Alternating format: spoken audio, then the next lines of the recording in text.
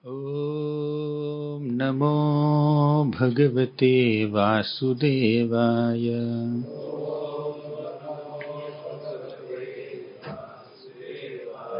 ॐ नमो भगवते वासुदेवाय।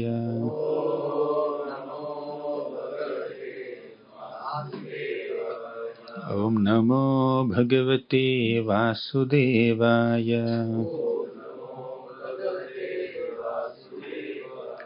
ॐ अज्ञानतिमिरान्धस्य ज्ञानाञ्जनशलाकया चक्षुरुन्मिलितं येन तस्मै श्रीगुरवे नमः। नमः ॐ विष्णुपादाय कृष्णप्रेष्ठाय भूतले श्रीमते भक्तिवेदान्तस्वामिन् इति नामिने। नमस्ते सारस्वती देवे गौरवाणी प्रचारिणे निर्विशेषा शून्यवादी पाश्चात्यदेशतारिणे। जय श्री कृष्ण चैतन्य प्रभु नित्यानंद श्री अद्वैत गदाधर श्रीवासादि गौर भक्तवृंद। हरे कृष्णा कृष्णा कृष्णा हरे हरे, हरे Ram Ram Ram Hare Hare. Hare Krishna. I welcome all the batches of Bhaktivedanta Vidyapeeth to this character class. Today we will discuss on a very important topic which is given by our Honorable Academic Administrator Gauranga Bihari Prabhu. How to be internally absorbed and externally engaged. Eloquent topic, right? Credit goes to him.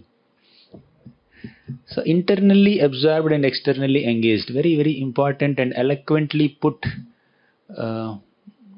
summary of the life of a sadhaka. A sadhaka is one who engages one's senses in Krishna's service. That's the definition of sadhana bhakti. Sadhana bhakti means you get into the practice of utilizing your bodily senses in various services of Krishna according to the instructions of Guru and Shastra. We may not have a personal taste. We may not have great enthusiasm or eagerness or spontaneous attachment to various limbs of bhakti, but because Shastra is saying this, because Guru is saying this, we get engaged in these activities. It could be studying the Shastra, it could be chanting the names of the Lord, or worshipping the deities, or any other physical services that we do. As sadhakas, we are doing it not with a spontaneous taste. As you advance in your sadhana bhakti, you develop that voluntary spirit and spontaneous taste in all these activities, but in the beginning stages of our sadhana bhakti, we engage in various services, different elements of sadhana, primarily because of the recommendation of Shastra and Guru. That's the definition of sadhana bhakti. But as we are performing sadhana bhakti, time to time we need to reflect, introspect. How long will I do mechanical service? How long will I do mechanical japa? How long will I continue to do all this mechanically, all these activities of bhakti in a mechanical mode? Many of us must have started chanting Harekrishna Mahamantra 10 years back, 15 years back, 20 years back. Anyone above 20 here? Did you start? Oh. 1, 2. You must be there. More than 20 years chanting 16 rounds of Hare Krishna Mahamantra, 2 decades past at least. Anyone 3 decades here? Okay. Anyone 1 decade? More than 10 years. How many of you are practicing bhakti for more than a decade? Okay. Quite a few of you. More than 5 years? Okay. Thank you. So, as age is progressing, as time is progressing, as we are being recognized as senior devotees, senior sadhakas, our absorption in bhakti also should increase. Initially, one may be chanting Hare Krishna Mahamantra without much absorption. But after a decade of practice, or 15 years of practice, or 20 years of practice, at least there should be some betterment in our absorption in chanting the names of the Lord, hearing the names of the Lord when we are chanting, when we have spent some substantial amount of time. Isn't it? Does it make sense? Sadhana Bhakti means senses are engaged, mind may not be engaged. That's correct, but it's in the beginning stages. But as you are progressing in Bhakti, mind should also be absorbed. If you read the 12th chapter of Bhagavad Gita, Krishna says, Mayyeva mana adhatsva mayi buddhim niveshaya. Mayyeva mana adhatsva means you engage your mind in me. This is technically called Smaranatmika Bhakti according to Vishnatha Chakravarti Thakur in the Sarartha Varshani commentary of Bhagavad Gita. Mayyeva mana adhatsva means you engage your mind in Krishna's service. You connect with Krishna through your emotions, through your mind, through your feelings. You have an emotional bonding with Krishna. That is Mayyeva mana adhatsva. This is also called Smaranatmika Bhakti. If you can't do that, the next step is Mayi buddhim niveshaya. Engage your buddhi, intelligence in understanding Krishna and Krishna Tattva. Means buddhi, with your intelligence you understand Krishna Tattva. His divinity, His greatness, His sweetness. You understand that He is the Supreme Controller, Supreme Master, Ishvara. And with an understanding of Krishna's Godhood, you worship Him, you serve Him. Because you understand how great God is, you are engaged in His service. But Smaranatmika Bhakti or Mayyeva Manadhatsva is on a higher platform. You have an emotional connect with the Lord. Your connection with the Lord is not just based on your intellectual understanding or intellectual conviction that He is the Supreme Lord. Your connection with the Supreme Lord is more on an emotional level. It's not just an intellectual level. Therefore, Mayyeva Manadhatsva or Smaranatmika Bhakti is topmost level. Mayi Buddhim Niveshaya, which is also called Mananatmika Bhakti, is the second level. And if you can't even do that, Mananatmika Bhakti, Mayi Buddhim Niveshaya, then Krishna gives the third step. That is Abhyasa Rupa Bhakti. Engage your senses in my service. Work for me. Abhyasa Rupa Bhakti. Abhyasa means practice. Emotionally there is not much connection. Intellectually there is not much conviction. Then what's the connection now? Engage your senses in service. Physical activities. Doing some cleaning, grooming and all. See, one who is on the level of Smaranatmika Bhakti also will do physical services. Also has an understanding of Krishna Tattva. That includes buddhi and senses. Right? But one who is engaged in Krishna service only on the level of bodily senses may not have a great intellectual understanding of Krishna Tattva, definitely may not have great bonding with Krishna emotionally. Right? So at least engage your physical body, senses in Krishna's service. Eventually, you will come to the stage of getting an emotional bonding with Him. Even in sense control also, the 3rd chapter of Bhagavad Gita says, sense control should be mind control must begin with sense control, right? First regulate the senses, then mind will slowly come under control. You can't begin with mind control. First do sense control, then mind will come under control. Out of sight, out of mind. First stay away from gross sense objects which are unfavorable for bhakti, then mind will slowly come under control, isn't it? So that's what Krishna said in the Gita. So you should begin with the gross level first. In devotional service, what will come first? Yesterday we were discussing in the junior batch, Bhakti Shastri. In devotional service, what comes first? Devotion or service? Service comes first. Devotion comes later. If you just see the string of words, devotional, service, devotion is before and service is later. But practically speaking, first service comes, then devotion comes later. First do some seva. You want more proof? Go to Srimad Bhagavatam, 1st canto, 2nd chapter. From the 16th shloka, Sutta Goswami gives a big list of shlokas that describe the progress in bhakti, progressive stages in bhakti. You remember? What are the different stages in bhakti? Shraddha, sadhu sangha, bhajana kriya, anartha nivritti. Before even Shraddha begins, Sutta Goswami, actually Vishnu Chakravarti Thakur. Before even Shraddha begins, there are two stages according to Vishnu Chakravarti Thakur. What are they? And Satam Kripa and Mahat Seva. Satam Kripa means some sadhu should show some mercy upon you. Then Mahat Seva, you should do some seva to them. By receiving some mercy from a great soul and by rendering some service to a great soul, your bhakti will begin with Shraddha. You will develop some Shraddha, some faith in the process. So some little seva is required. Engage your senses in the service of some great devotees. Then that is the beginning of the seed of faith. Then as you are progressing in the later stages of bhakti, that seed of faith will become bigger and bigger. It will develop big, big roots. And one who is on the level of prema has the maximum faith. Right? So even to get that seed of bhakti, we need to do some seva. Mahat seva.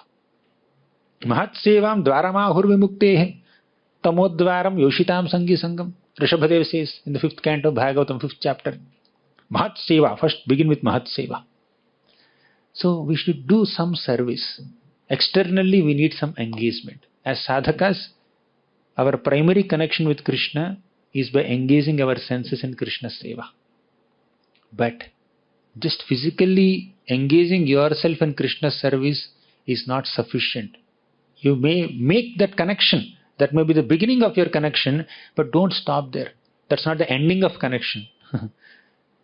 We need to develop that internal absorption. Krishna said in the Bhagavad Gita.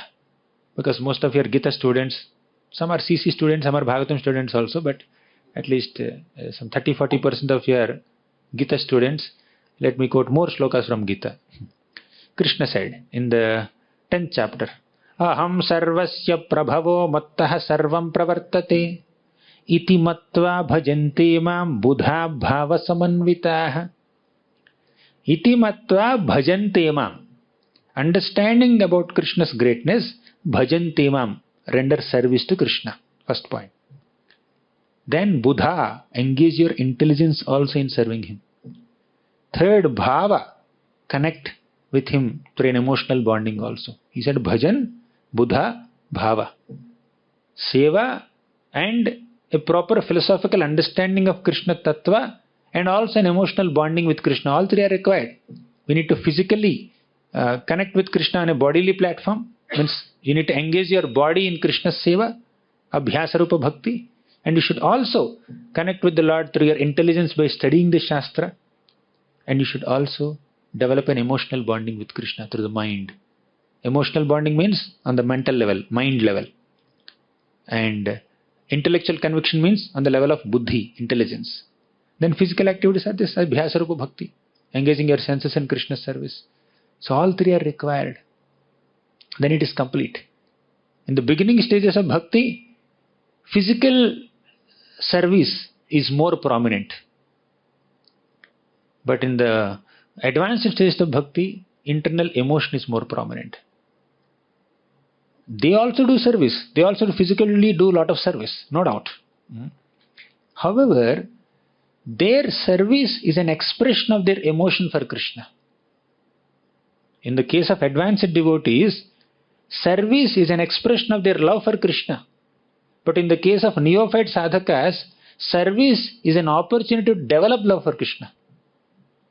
For us, physical service is an opportunity to develop love for Krishna, to develop that emotion for Krishna. But for them, service is an expression of love. They already have love within. They express it through physical seva. Vrajavasis, all the great devotees. But for us, service is the connection. First, service is the connection. But we need to come from the stage of engaging our senses in Krishna's service to the stage of developing an emotional bonding with Krishna. With that emotional bonding, we should serve Krishna. Right? It's a journey. That's our bhakti journey. Right?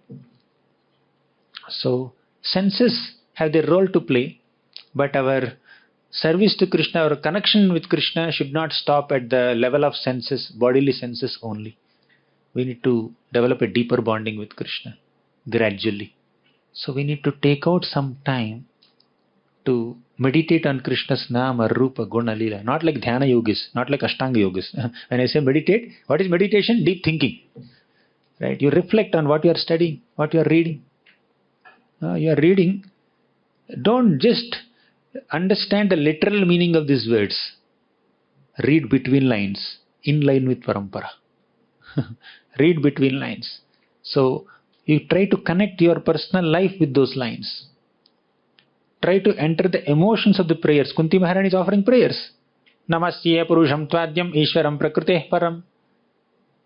She says Maya Javanika Channam Agna Dhokshajam Avyayam. She also says Vipataha Santutaha Shasvat Tatra Tatra Jagadguru Bhavato Darshanam Yasyata Punar Bhavadarshanam. So you may memorize the shloka, you may reproduce in your Bhakti Vaibhav exam, you will get a degree and people will clap you when you receive certificates. But what's next?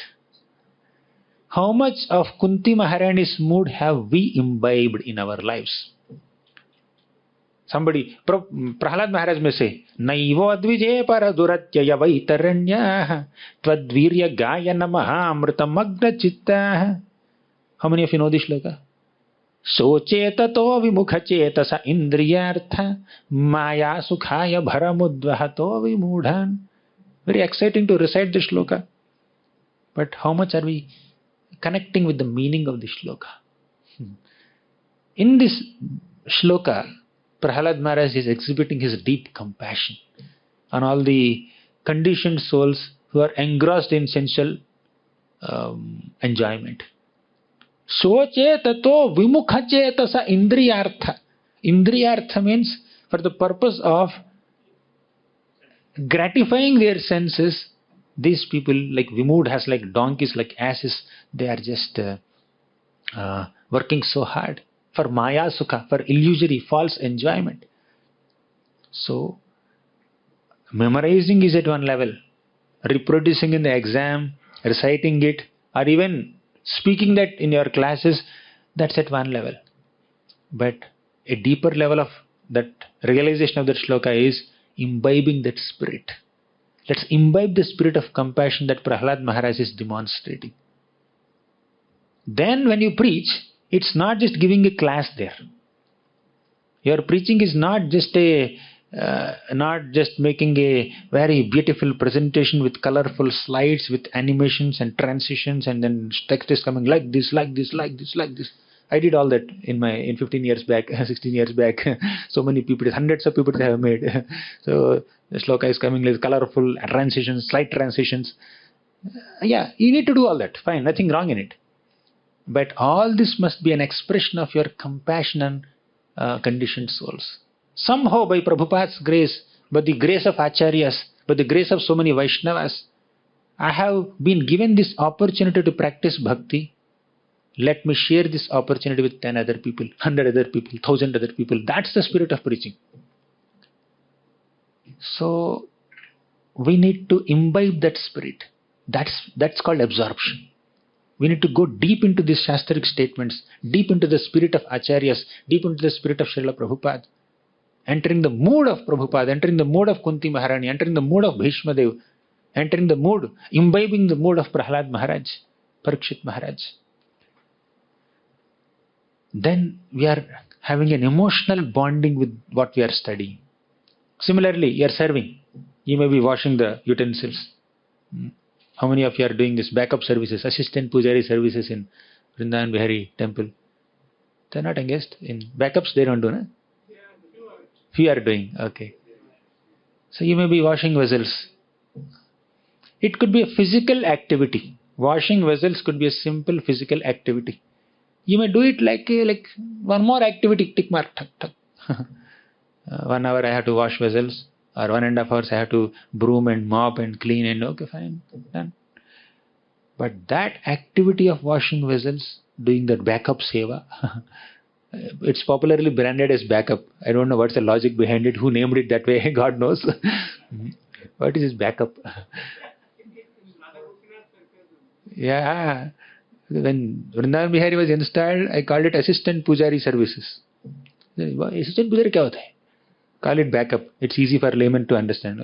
Okay, fine. That's all. I try to rebrand it with the installation of deities, but the same branding continued. Anyways, so when you're washing vessels, when you're cleaning the floor, it's not just a physical activity. You're doing it for the Lord. It is the temple of the Lord. At least intellectually remind yourself of the divinity of the spiritual activity you are doing. Otherwise, it becomes a physical activity only. Ultimately, it is meant for Krishna, therefore you will get that sukriti, you will get that pious credit or spiritual credit, that's fine. But if you actually connect with it, while doing that 1 hour service or 2 hour service of washing the utensils, if you feel that I am doing it for Krishna, if you remind yourself that it is meant for Krishna's pleasure, when we are in that consciousness, then we can benefit from it much better. That's how a sadhaka will become a siddha. That's how a Vaidhi Bhakta will become a Raga Bhakta. So when that meditation is not there, when constantly reminding yourself of the real purpose of your physical activities is not there, it will remain a physical activity. Definitely Krishna will bless you because you are doing that physical activity for Krishna, no doubt. However, to actually realize it, to actually make a connection with Krishna through that physical service, you need to remind yourself, you need to be conscious while doing that service. It is for Krishna. Samsiddhir Haritoshanam. That's the difference between a mature devotee and a neophyte devotee. Once some yajna is happening. The disciples are making some arrangements for the yajna. And the spiritual master came there. You know what he said? Feed the fire. Feed the fire. Means fire is a personality. When you are offering whatever oblations into that fire, whether it is ghee or that jau, til, whatever ingredients you are offering into the fire, that is feeding the fire. Fire is a personality. For us, eyes are just filled with smoke and then, okay, that is yajna. But see the consciousness of this person. That's why when you are spiritually elevated, naturally you will understand the divinity or spiritual nature of every physical activity that we are doing. Feed the fire. Deities. Why deities are in this outfit? Maybe that outfit would have been better according to this season. Why Vrindavan Bihari is not offered kurta during summer? Because it's very hot. That's personal touch. So they are there not just some physical forms just so that we can exhibit our kalakari, our artistic skills. So they are there to receive our services. We need to see those deities as Krishna. What is a Kanishta Bhakta? Kanishta Bhakta is one who worships the deities nicely and he disrespects the devotees. But an advanced devotee is one who understands the divinity of the deities and also the devotees. So that personal touch and knowing the divine and spiritual nature of whatever physical activities we are doing, whether it is interacting with other devotees or doing some physical services or worshipping the deities or even eating prasadam, all these things are spiritual activities, provided we do it in spiritual consciousness. That's where our internal absorption is slowly getting cultivated.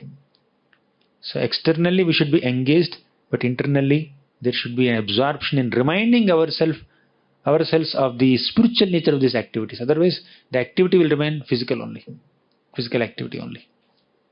Yes, purpose is, it is meant for Krishna, but the consciousness is just material, external, physical. We are doing physical activity. Whether it is chanting, there is some count. 108 mantras is one round, and into 16 rounds, that's our quota. It can become a part of our schedule. Okay, tick mark. You may have reading session in Vidyapit. You have to attend class for 3 hours and then study for 3 hours. Okay, every day class attendance. So it can just become an item in the to-do list. But that 3 hours I'm spending time with Krishna. Krishna has mercifully appeared in the form of Srimad Bhagavatam, this book Srimad Bhagavatam. And when I am reading Srimad Bhagavatam, I am with Krishna. So that consciousness, we need to remind ourselves on a daily basis, on a regular basis. We need to remind each other. We need to support each other to understand the divinity of all these activities. Otherwise, physical activity will remain internally, mind is somewhere else. We'll be stuck up at abhyasa rupa bhakti only. We'll not come to mananatmika bhakti or smaranatmika bhakti. Abhyasa rupa is just physical. Chesta rupa. You're doing chestas, that's all. Means activities. You're engaged in activities. You're sufficiently engaged, that's great. No opportunity for Maya to enter because you're too busy with seva. That's amazing. But apart from keeping yourselves busy with physical services to the Lord, we need to prioritize cultivating that internal consciousness that I am doing it for Krishna. That's the characteristic of a devotee. That's the characteristic of a sincere sadhaka. Recently in Vrindavan, couple of months back, in Vrindavan we met Bhurijan Prabhu. You were there? Later, you were there, correct. So Prabhu was saying, the first step in sincerity is to realize how insincere we are. Makes sense? The first step of sincerity is to realize how insincere we are. When we acknowledge our own insincerity, that's the first step in developing sincerity. So what is sincerity here? Sincerity on the physical level is doing everything time to time. Okay, this time I have to do this time I have to do this. Okay, put tick mark. That is sincerity on the physical plane. But sincerity on the mental plane or internal plane or the plane of heart is, I am doing it for Krishna. Sometimes people may be very, very meticulous in following their schedule. They are very disciplined, but they are not respectful to devotees. They are impersonal with devotees. They may not understand the spirit or essence behind these external physical activities, but they just are carried away by their own discipline, their own, physical activity, schedule. They are too schedule conscious. We need to be a little sensitive also, not only being schedule conscious. Let me give an example. In the first canto of Srimad Bhagavatam, Krishna has made his schedule. I have come to assist the Pandavas in Kurukshetra battle, and I have been here for a while. Now it's my time to go to Dwarka. Go back to Dwarka. So he just mounted the chariot. Then suddenly Uttara came. Pahi pahi maha yogin deva deva jagatpate. Na anyam tada bhayam pashyet yatra mrityuho parasparam. Why did she come? Because Ashwathama released a fiery arrow to kill the embryo within the womb of Mother Uttara. So Krishna had to stay back. He did not proceed. He just mounted the chariot. The chariot was about to move. But Krishna did not move. He stayed back to protect Mother Uttara.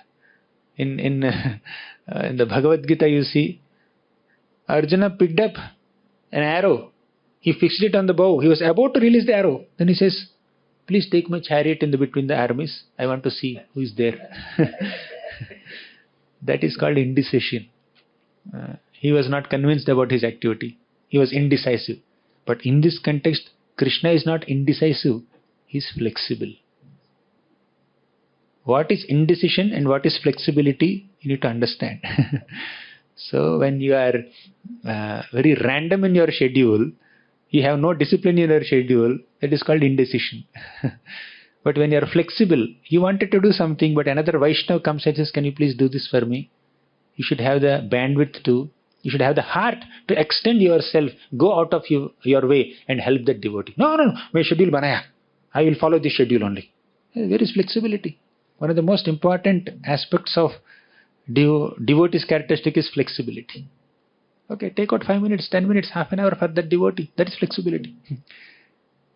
So, we are not suggesting that you should be random in your schedules, spontaneous, right? I'm very flexible. You are not flexible, you are spaced out. Right?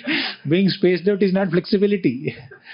Flexibility means you should have a proper schedule, but if needed for an important reason, you can even deviate from your schedule and attend to that need. That is called flexibility. Extend yourself for another Vaishnava. Extend yourself for Krishna. Krishna had his schedule. He's going to Dwarka.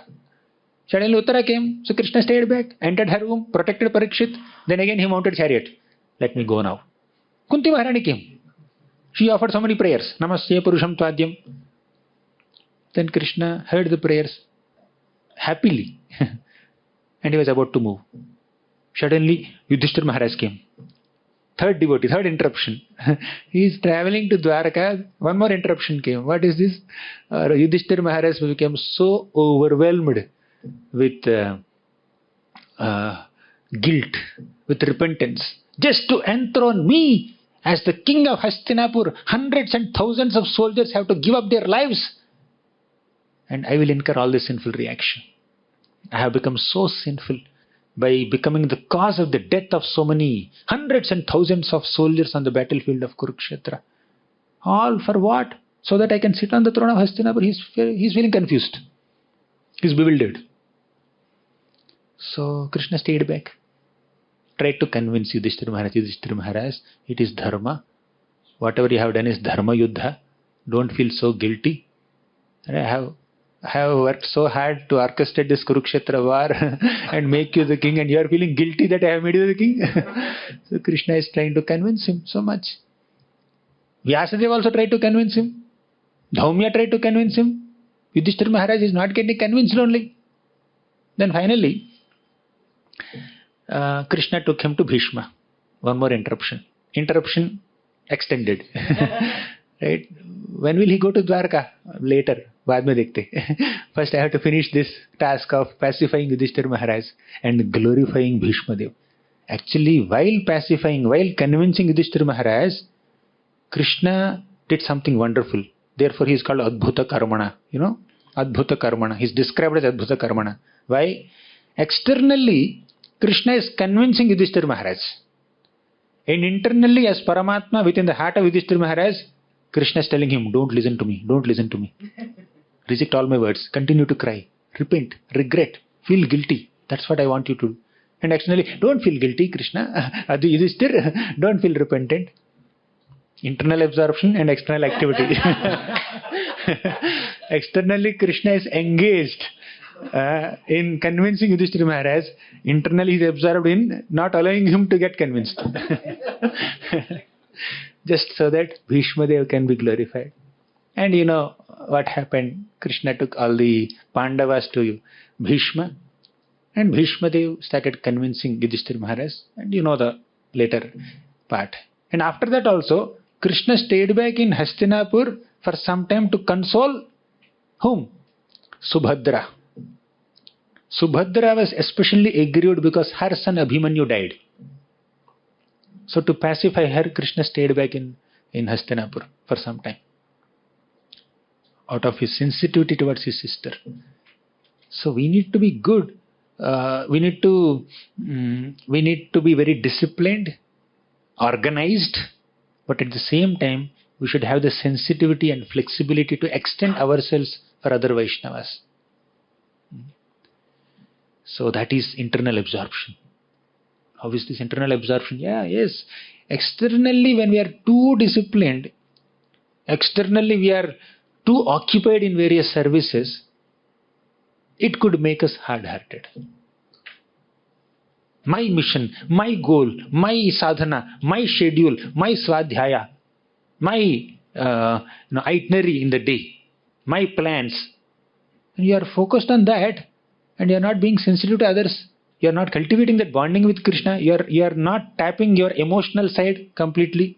Physically you are very disciplined, but internally you are not tapping that finer emotions within you and not acknowledging others' emotions. Why? Because we are being dry. Our sadhana practice should not be dry, should not be mechanical, should not make us hard-hearted. Sometimes that strictness in one's schedule could make us hard-hearted, that we don't become sensitive to others. Somebody wants to talk to you for a few minutes. If you're really busy, that's a different thing, but you should have that little bandwidth to extend yourself or go out of your way. Okay, stay there for 5 minutes, 10 minutes and talk to them what they want to say, express something. So having missionary spirit is great. Having a very wonderful schedule and occupying yourself and engaging yourself constantly 24 hours in a day in Krishna service is great. But we should also have that bandwidth to pause, reflect, meditate, introspect, do some mananam, do some smaranam, go deep into the essence of bhakti. Why am I doing what am I doing? Whole day I am occupying, I am engaged in so many activities. What is the essence of all these activities? To please Guru, Krishna. Pleasing Guru and Krishna is only done through physical activity only. There should be some finer emotions also. How much am I trying to cultivate that internal absorption? I'm chanting His names. Yeah, I'm completing 16 rounds. Sometimes I'm doing 20 also, 25 also. But how much am I meditating on the meaning of this mantra? How much am I cultivating that connection with Krishna through the holy name? How much am I being prayerful? Count? Yes, 16. Hey, 25 on Ekadashi day, right? Or 64 on Haridas Thakur's disappearance day. Count is there.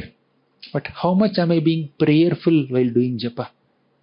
How much am I being conscious of Radha and Krishna when I'm chanting their names? That is internal absorption. Studying Shastra, yes, I completed Gita, I completed Bhagavatam, I completed Chaitanya Charitamrita, I completed the second round also. But how much did these purports or these slokas made an impression on my consciousness? So we need to take out some time to reflect on this. There are 100 devotees in our ashram. How many people are close to my heart, and how much am I connecting with them? And how much do I actually love them? Connecting with them is not just sitting for 10 hours together and then keep on speaking. That's like one aspect of it. But do I genuinely have that appreciation for the devotee? Am I genuinely concerned about their spiritual advancement, their spiritual welfare? Am I genuinely feeling that joy, seeing them nicely situated in bhakti? This is absorption. Right? So externally we should be engaged sufficiently. Internally we should develop all these finer aspects of bhakti. The feelings of gratitude, compassion, empathy, sympathy, satisfaction, tolerance, humility. These are all qualitative measures. You can't quantify them. Your japa may be quantified, the count. Your Shastrik study, how many pages did I read today? How many chapters did I complete in this month? How many hours did I hear? All this can be quantified. But how much of that has made an impact on my heart? That cannot be quantified. Engagement can be quantified. Absorption cannot be quantified. It is a qualitative parameter. You have to check. You have to take that individual responsibility for it. Does it make sense? Thank you very much. What's the time now? 3:36. 3:56. Yeah. Last 19 minutes are for questions. Thank you very much. Granthara Srimad Bhagavatam ki jai, Srila Prabhupada ki jai. Any questions, comments, reflections, objections? Yes, mic is in your hand. You want to add something, Prabhu? You gave me the topic. Please, you should say something. Very, very nice. Actually, that aspect in the end you shared about absorption, how it is qualitative measure, and our dealing with other devotees, our appreciation for them. I never thought from that angle. I was like, that absorption actually also means that aspect. So that's like something very, very revolutionary thought. I thought. Revolutionary. No, evolutionary thought. It's evolution, not revolution. If you evolve, that's a revolution. Okay, any other comments? Yes, Prabhu. As we hear, like the mind, intelligence is superior to the mind. Yes, some analysis has come. Yes, and please. you are saying like we have to the mananam, how we connect to the Lord, and physical services we are doing intellect, that are like managing whole day and all that is like comes on intellectual platform. So, and you are saying that we have to connect to the Lord to the mind. So, so how? Intelligence is superior to the mind. And we also, how can connecting with the Lord through mind be on a higher level than connecting with the Lord through intelligence? Is that your question? Yes. And if you consider intelligence also, then spiritual intelligence also we say sometimes that higher than. Yes, very good point. In the 12th chapter of Bhagavad Gita, I just quoted that shloka, Mayyeva mana adhatsva mayi buddhim niveshaya. Mayyeva mana adhatsva means you connect with Krishna through your mind. That is highest plane. I am not saying, Krishna is saying, Vishnu Chakravarti Thakur is saying, Prabhupada is saying. Then second, mayi buddhim niveshaya. Engage your intelligence in me if you can't do that. Of course, Prabhupada merges both. Internally connecting with Krishna. Mana and buddhi, both Prabhupada merges, and then internal connection. He says that as internal connection. Then engaging your senses in Krishna's service is like connection through your physical senses. Right? So, in this, Mayyeva manadhatsva mayi buddhim niveshaya, other acharyas also present two levels. Even in Bhagavad Gita, in multiple shlokas, Krishna emphasizes on the importance of connecting with him through mind, and he says connecting with through mind is on a higher plane than connecting with intelligence. Krishna says, Aham sarvasya prabhavo mattaha sarvam pravartate iti matva bhajante mam buddha bhava samanvitaha. There he emphasizes on the bhava, emotional bonding. Then directly the word mana, man mana bhava mad bhakto madhyaji mam namaskuru. Right? Man mana means connecting with mind. And others, namam namaskuru and all is physical activities. Then Krishna also says, Maya veshya mano yemam nitya yukta upasati. Mayi aveshya mano yemam. Let your mind be totally absorbed in me. So many times connecting with Krishna through mind is emphasized, but in the 3rd chapter Krishna says mind is inferior, intelligence is superior. Senses are inferior to mind. Dull matter is inferior and senses are superior, and mind is superior to senses, and intelligence is superior to mind, and soul is superior to everyone. Right? That is the hierarchy we have understood. See, from an external plane, intelligence is definitely superior to mind. Why is it so? Mind is innocent. Mind can only hold emotions, feelings, thoughts, desires, attachments, aversions. But mind, being so innocent, does not have the ability to differentiate between these thoughts and feelings, whether they are positive thoughts or negative thoughts, good feelings or bad feelings, useful desires or useless desires. Mind cannot discriminate, differentiate. Intelligence does that job. So mind is the emotional facultiness, but intelligence is the rational facultiness. Therefore, this rational faculty of intelligence should direct the mind, should guide the mind. And as you said, spiritualized intelligence, that spiritual intelligence should regulate this material mind. So in that sense, yes, mind, this intelligence is superior to mind, and intelligence is the rational faculty. It differentiates between what is good thought, what is bad thought, what is positive desire, what is negative desire, what is useful emotion, what is useless emotion. That differentiation, discrimination is done by intelligence. However, in our connection with God, connecting with Krishna with intelligence basically means understanding, intellectually understanding Krishna's tattva, Krishna's philosophy, siddhanta, nama, rupa, guna, lila. You understand it intellectually, which is considered little inferior to an emotional bonding with Krishna. Very, very advanced devotees, like you see, the Vrajavasis, the topmost devotees of Krishna, are they worshipping Krishna because of their intellectual understanding, philosophical understanding? They don't even know that Krishna is God. Many people intelligently understand Krishna Tattva, Krishna philosophy, and they accept Krishna because Krishna is God. But Vrajavasis connect with Krishna on an emotional platform, not an intellectual platform. They love Krishna because Krishna is Krishna, not Krishna is God. Their love for Krishna is not because Krishna is God. Their love for Krishna is because Krishna is Krishna. Krishna is a lovable personality. So, when you love your friend because he has money, because he has experience, because he has talents, because he has skills, because he is very knowledgeable in certain aspects, because he is useful to you, because he can help you, he has the capacity to help you, then your connection with him is on an intellectual platform or business platform. You are understanding his greatness and then connecting with him. But although he has no talents or no skills or no money, no experience, nothing, still you love him because you like his personality, you like his character, you like his qualities. You have no expectations from him. You love him for what he is, not for what he has. Then your love is better. The second case is better, right? Therefore, connecting with Krishna for his personal attributes and developing an emotional bonding with Krishna is on a much, much higher platform than intellectually understanding Krishna's divinity. At sadhaka level, intellectual understanding is important. Sadhaka cannot immediately connect with the Lord through emotions. It will evolve slowly, right? If a sadhaka, one who is not sufficiently purified, says that I have bhava for Krishna, he is not a sadhaka, he is a sahajiya.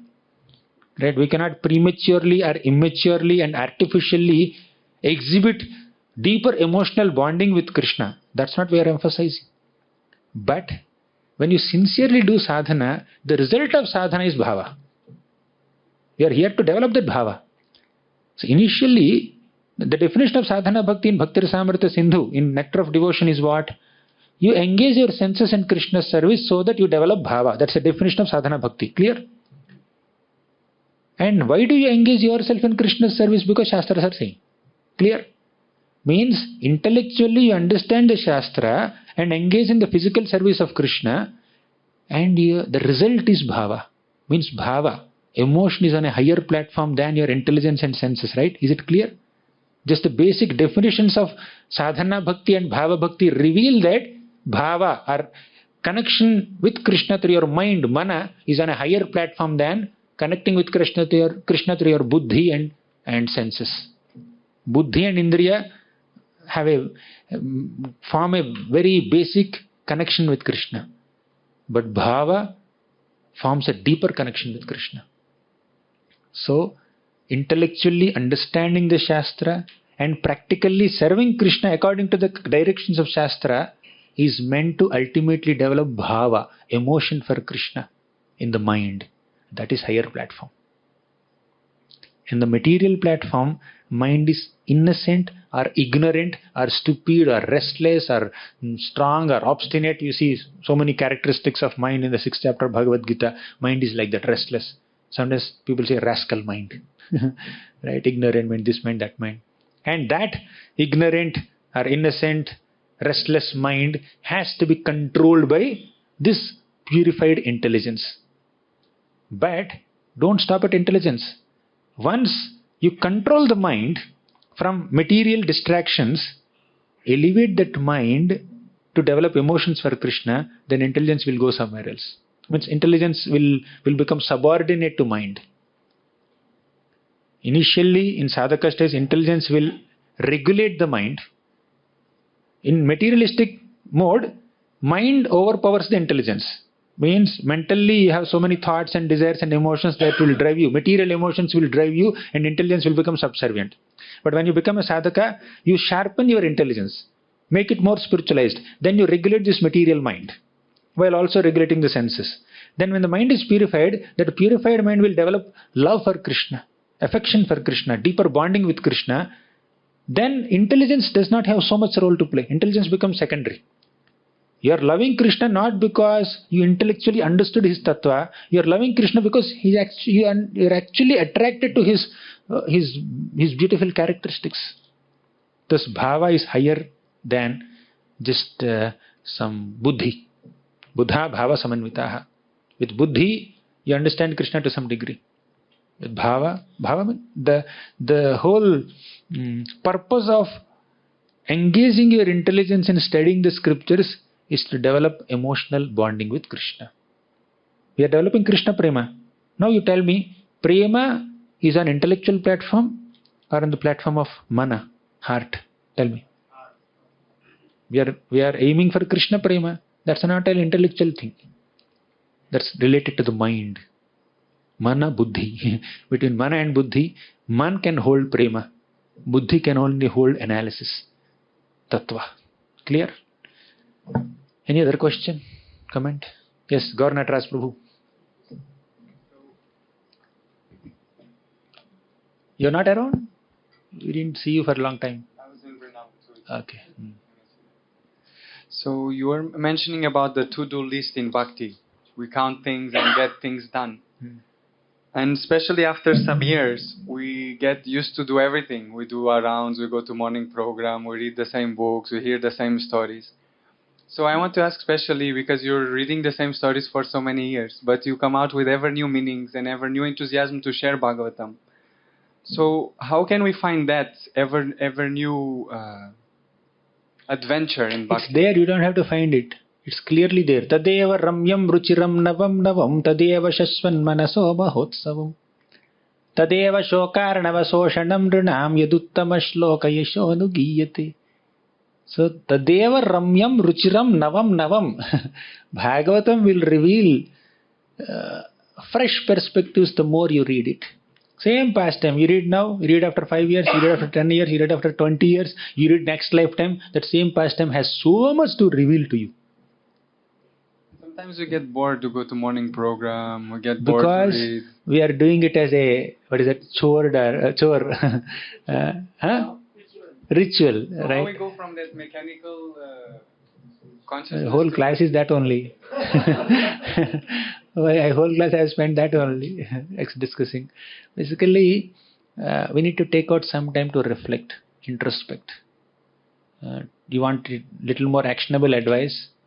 I would say, you sit with your dear friends and discuss. You take a pen and paper and then start writing your feelings, your emotions, not speculations, right? But your actual genuine experiences in bhakti, and offer prayers.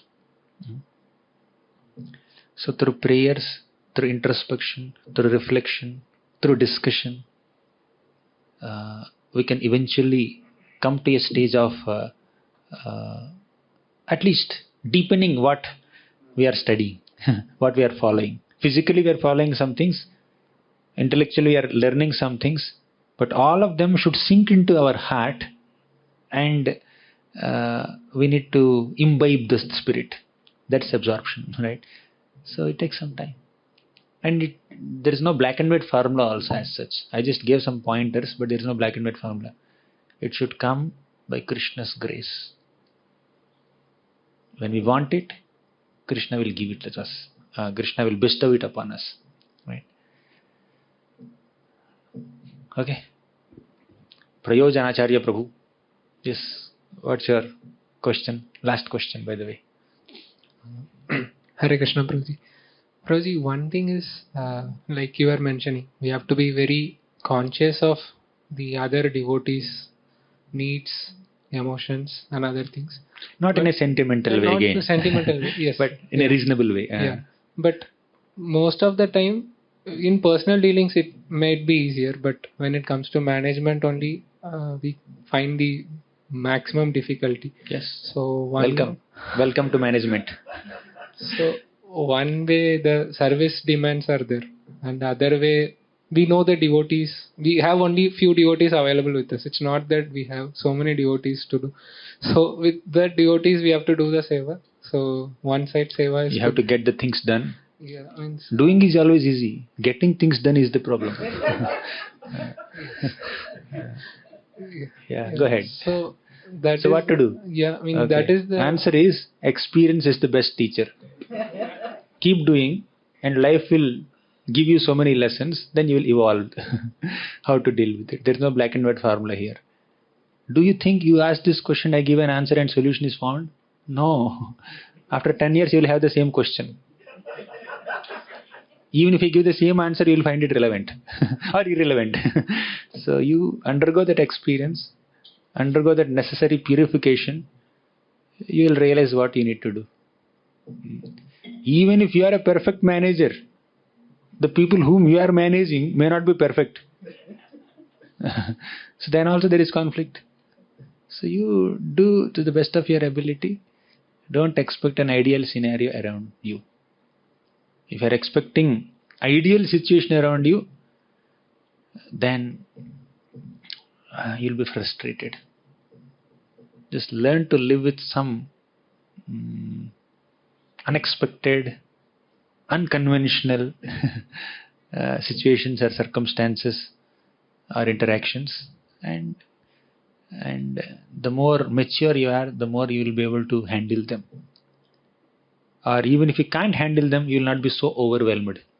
You will wait for the time to just for that phase to just move on, and then you move ahead in your bhakti. So there is no black and white solution as such. In that,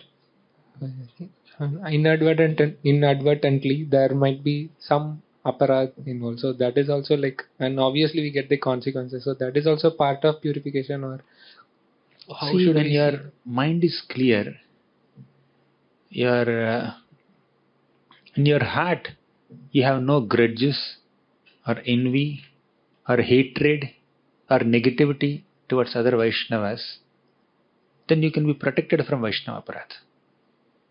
Of course, physical means physically you caused some inconvenience by taking some decision, or you displeased some Vaishnava by saying something or doing something, or taking some decision, something like that. So that can be Vaishnava aparadh to some degree, but a more serious Vaishnava aparadh is to politically manipulate the situations and not genuinely, is a very bad word in this context, but to deliberately desire harm for another Vaishnava, or demotivate them, defame them, disrespect them, discourage them, or deliberately trying to harm them, that is a Vaishnava aparadh. Otherwise, stepping on the shadow of another devotee is also aparadh. Will you not do Tulsi Arti Parikrama? When you are going around Tulsi Maharani in the morning, you are stepping on the shadows of so many devotees. Is that counted as aparadh? While dancing, you may stamp on, you may go high into the sky, and you will land safely on the foot of another Vaishnava. It may be physical aparadh to a Vaishnava, but it's not actually aparadh. You didn't mean it, right? So sometimes circumstantially we may end up displeasing another Vaishnava. If you realize it, go and beg forgiveness. When you're managing, especially you're a manager, right? When you're managing, you may take a decision that might cause some inconvenience to someone, or you may, you may give a feedback or a correction. You are sabji cutting in charge, for example. They're coming and not cutting sabji properly. You have to give a feedback. In my BT, I was cutting sabji during Bhagavatam class. Every day Bhagavatam class is an amphitheater player for us in Chapati. Then you have to cut sabji like this during Bhagavatam class. Of course, there are turns. Weekly 3 days you have to do something like that. So one batch physically sits in the class, one batch comes and cuts sabji. So I went with amphitheater player. The sabji cutting in charge, Radha Vallaprabhu. So he wanted potato to be cut in a certain way. Same size or whatever. No, not same size. In that context it was, you should not peel it. Not potato or some other sabji. Generally when you take a sabji, you just remove the outside peel, but he doesn't want the peel to be removed. And I was having amphitheater player, I'm in my own world, and then I'm trying to peel. He gave heavy feedback. When you come with amphitheater player, this is the problem. When you come into kitchen, just keep that amphitheater player outside. I was instructing, you should not cut the sabji. You should not peel it out. You should just cut it like that only. But you have already peeled it.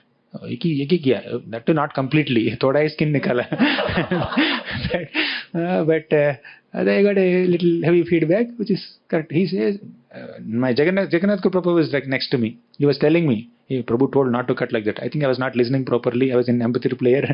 I have just removed the peel. Then he gave some dose.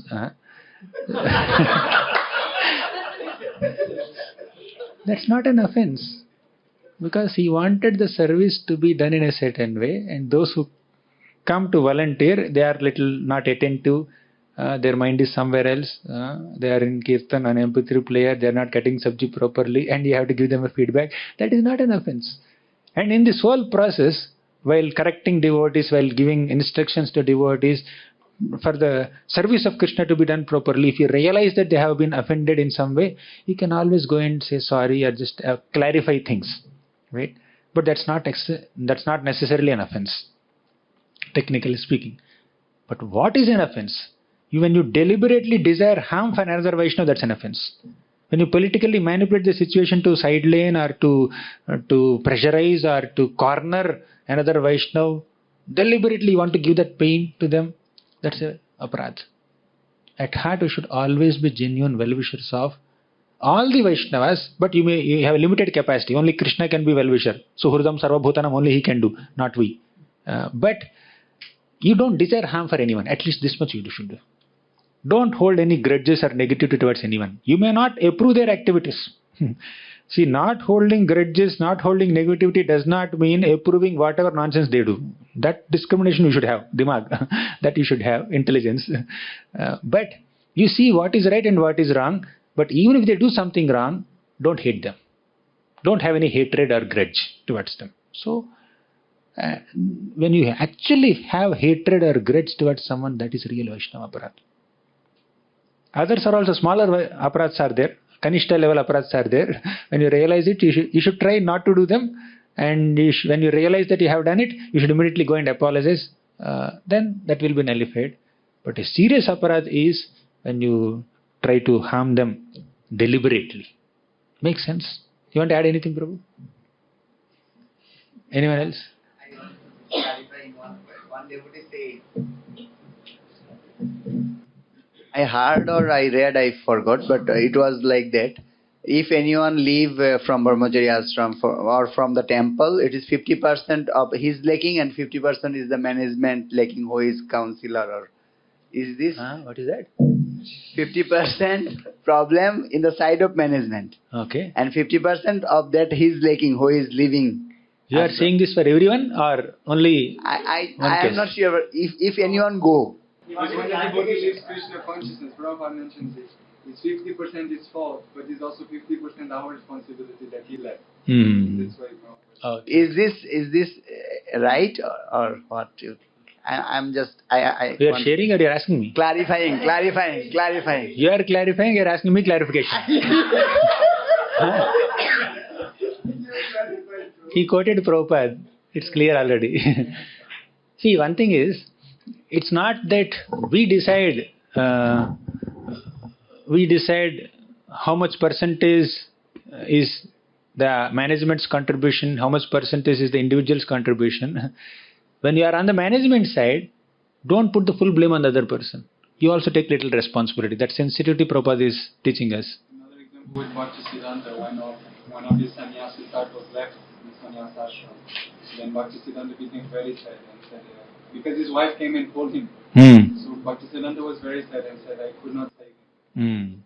So when you happen to be in the management side, don't put the full blame on the candidate only. You take some responsibility. That is sensitivity, Vaishnava sensitivity. When you happen to be the candidate, then don't put full blame on the management only. You take responsibility, personal responsibility. So you can't have a black and white answer to this. It depends on where you stand. Okay. Thank you very much. We'll conclude here. We'll meet next week. Hare Krishna.